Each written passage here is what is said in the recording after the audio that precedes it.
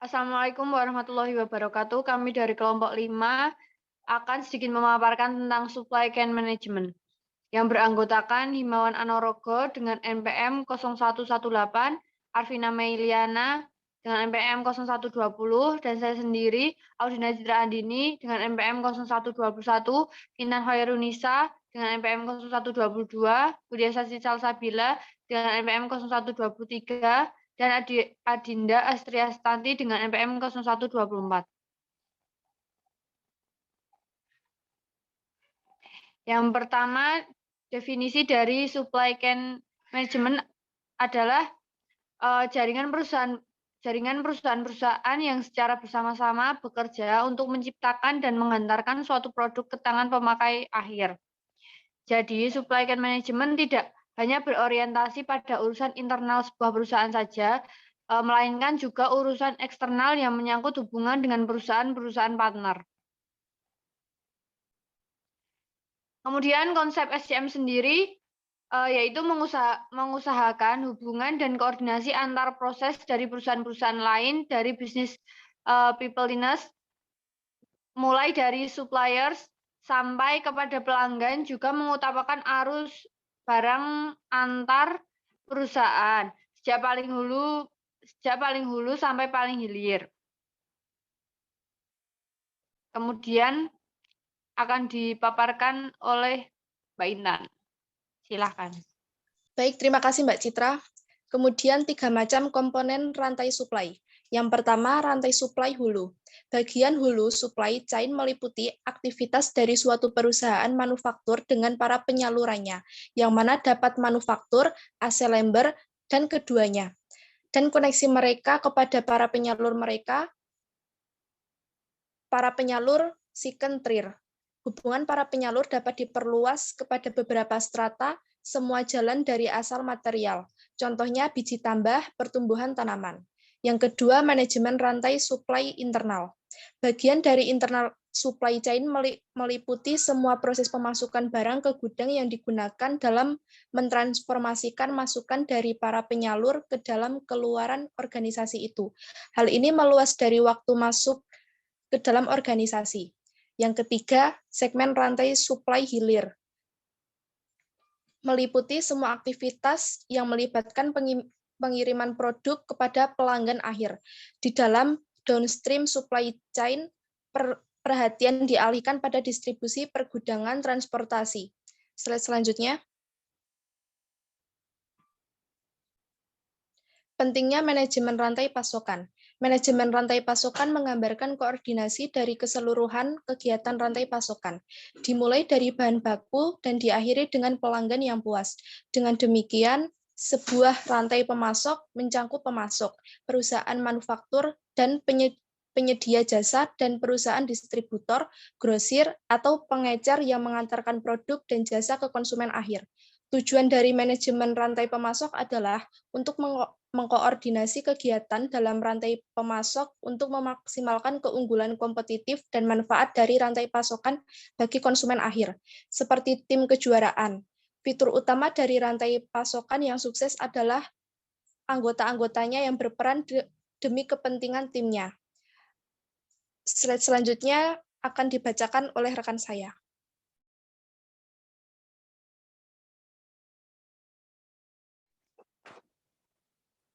Masalah sumber buat atau beli versus penghadiahan. Yang pertama, keputusan buat atau beli. Pilihan antara memproduksi sebuah komponen atau jasa secara internal atau membelinya dari sumber lain. Yang kedua, pengalihdayaan. Mengalihkan beberapa kegiatan dan sumber daya internal tradisional dari sebuah perusahaan ke vendor dari luar perusahaan, membuatnya sedikit berbeda dari keputusan buat atau beli tradisional. Next.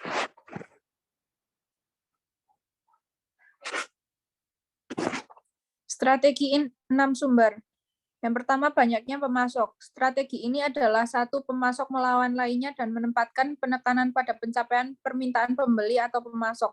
Pemasok secara agresif bersaing satu sama lain. Pendekatan ini menyebabkan pemasok bertanggung jawab untuk mempertahankan teknologi yang dibutuhkan. keahlian dan kemampuan proyeksi, serta biaya kualitas dan kompetensi yang diberikan. Yang kedua, sedikit pemasok.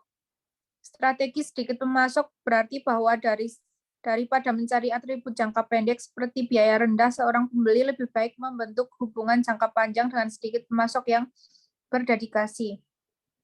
Yang ketiga, integrasi vertikal. Integrasi vertikal dapat menawarkan kesempatan strategis untuk manajer operasi, untuk perusahaan dengan modal keahlian manajerial dan permintaan yang substansial untuk pengurangan biaya kualitas yang lebih tinggi. Yang keempat, Ventura bersama. Salah satu versi dari Ventura bersama adalah upaya Daimler BMW saat ini untuk mengembangkan dan memproduksi komponen mobil standar, meningkatkan konsolidasi industri otomotif global. Dua rival dalam skala segmen pasar mobil ini berada pada kerugian dalam hal volume. Yang kelima, jaringan Keiretsu. Pemasok menjadi bagian dari kolasi perusahaan dikenal sebagai sebuah Keiretsu.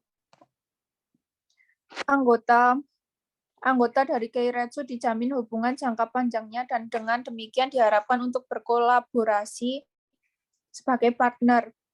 Yang keenam, perusahaan virtual. Perusahaan virtual tergantung pada hubungan pemasok yang stabil dan baik untuk menyediakan jasa yang diminta. Pemasok dapat menyediakan beragam jasa yang termasuk membuat daftar gaji, merekrut karyawan, mendesain produk, menyediakan jasa konsultasi, memproduksi komponen, melakukan pengujian, atau mendistribusikan produk. Untuk selanjutnya akan disampaikan oleh anggota kelompok lain.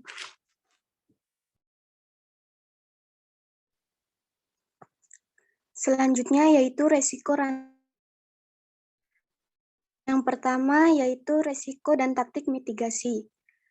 Perusahaan memfokuskan tindakannya pada pengurangan potensi gangguan, tetapi juga pada bagaimana mempersiapkan tanggapan atas kejadian negatif yang terelakkan. Fleksibel, rantai aman dan asuransi yang cukup atas berbagai gangguan adalah langkah awalnya. Silang sumber adalah suatu teknik gabungan di mana dua pemasok masing-masing menyediakan suatu komponen yang berbeda, namun mereka mampu untuk memproduksi kedua komponen tersebut, sehingga dapat berperan sebagai sumber backup. Opsi lain adalah menyediakan kapasitas berlebih yang dipergunakan untuk merespon masalah dalam rantai pasokan. Yang kedua yaitu keamanan dan tepat waktu atau JIT. Inovasi teknologi dalam rantai pasokan dapat meningkatkan keamanan serta manajemen persediaan, membuat logistik dapat semakin diandalkan. Teknologi kini mampu mengetahui lokasi, isi, dan kondisi truk dan kontainer. Peralatan baru bahkan dapat mendeteksi kunci kontainer yang rusak. Alat pendeteksi gerak juga dapat dipasang di dalam kontainer, melacak kontainer yang hilang, mengidentifikasi penundaan, atau hanya mengingatkan individu di dalam rantai pasokan bahwa pengiriman sedang dalam perjalanan akan membantu mempercepat pengiriman. Next. Selanjutnya yaitu pengolahan rantai pasokan terintegrasi.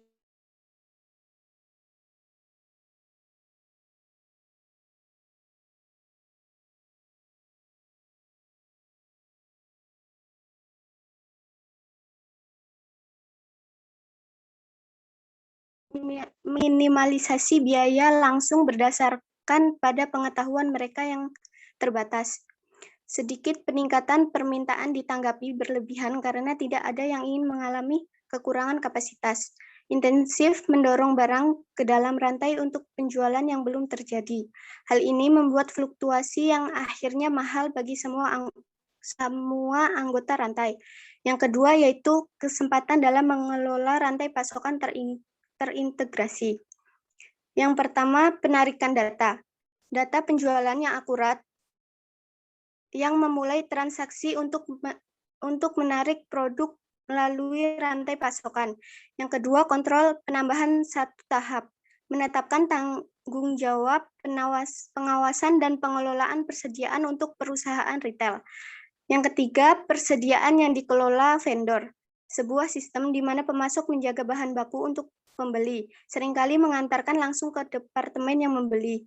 Dan yang keempat, perencanaan, peramalan, dan penambahan kolaboratif. Sebuah sistem di mana anggota rantai pasokan berbagai informasi dalam upaya bersama untuk mengurangi biaya rantai pasokan. Pesanan kosong, komitmen pembelian jangka panjang bagi pemasok untuk item yang ingin dikirimkan terhadap pelepasan pengiriman jangka pendek. Yang kelima, penundaan. Penundaan modifikasi atau kostumisasi produksi selama mungkin dalam proses produksi. Dan yang keenam, drop shipping. Pengiriman langsung dari pemasok ke konsumen akhir alih-alih ke penjual, menghemat waktu dan biaya pengiriman ulang. Selanjutnya akan dipaparkan oleh rekan saya.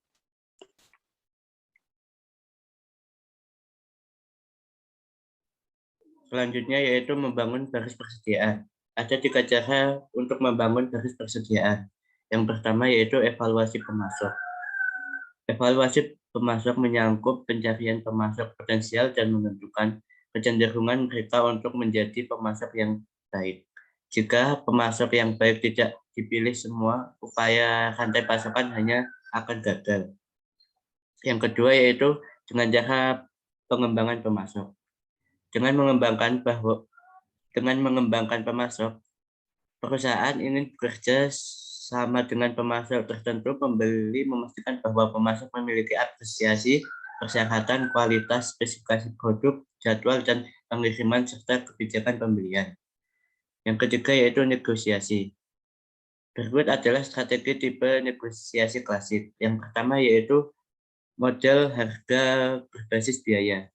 Model harga berbasis biaya yaitu menuntut pemasok untuk memberitahu pencatatannya kepada pembeli. Harga kontrak kemudian didasarkan pada waktu dan bahan baku atau pada biaya tetap dengan klausul eskalasi untuk mengakomodasi perubahan dalam tenaga kerja dan biaya bahan baku vendor. Yang kedua yaitu model harga berbasis pasar. Dalam model harga berbasis pasar, harga didasarkan pada harga yang dipublikasikan, harga lelang atau harga indeks. Yang ketiga yaitu penawaran kompetitif. Penawaran kompetitif yaitu ketika pemasok tidak ingin mendiskusikan biaya atau ketika pasar yang hampir sempurna tidak ada. Penawaran kompetitif sering kali menjadi pilihan yang tepat. Penawaran kompetitif adalah kebijakan umum dalam banyak perusahaan untuk sebagian pasar pembelinya. Yang terakhir yaitu dengan cara membuat kontrak. Partner rantai pasokan seringkali membangun kontrak untuk menjabarkan persyaratan kerjasama. Kontrak didesain untuk berbagai risiko dan berbagai manfaat.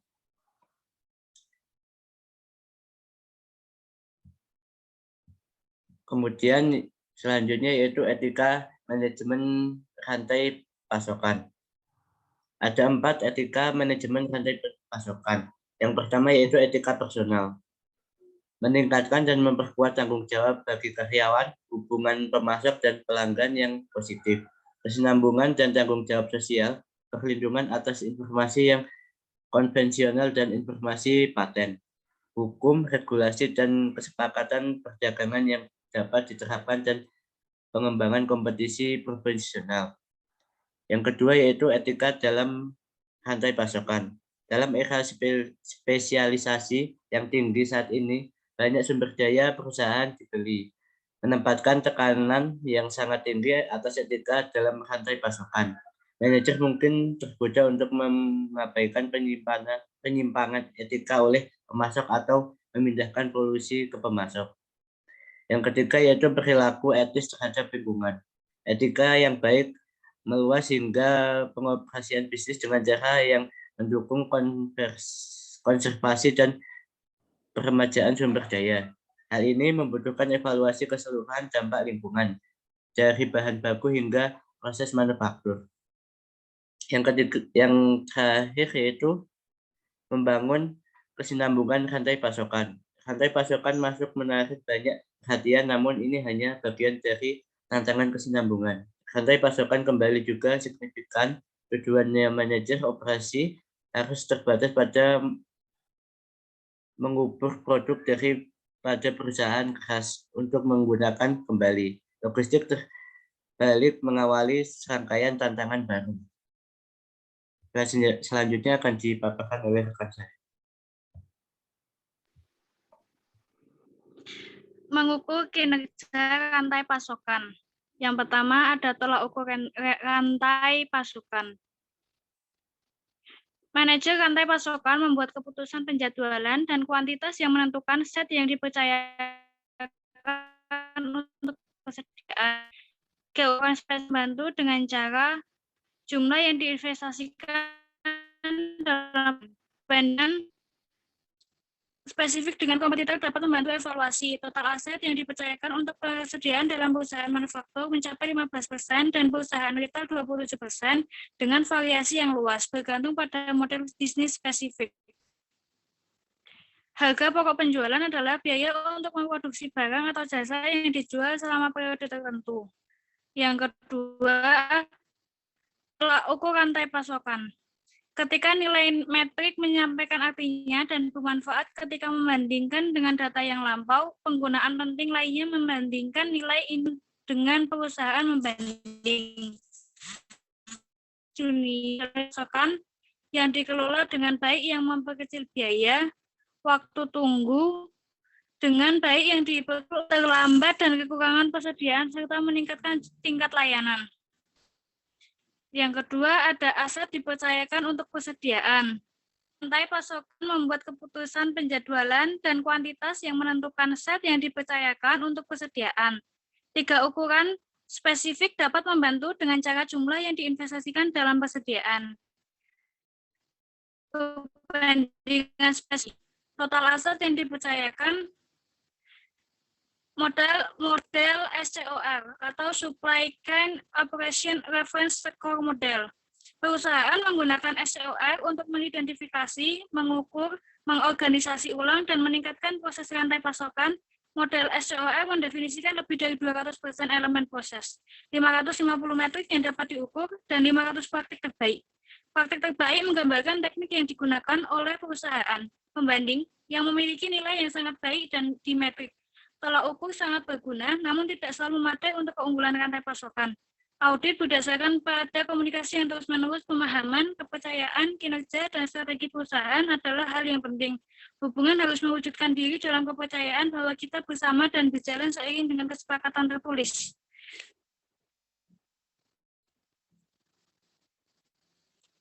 Sekian dari kelompok kami. Apabila ada kekurangan, mohon maaf yang sebesar-besarnya. Wassalamualaikum warahmatullahi wabarakatuh.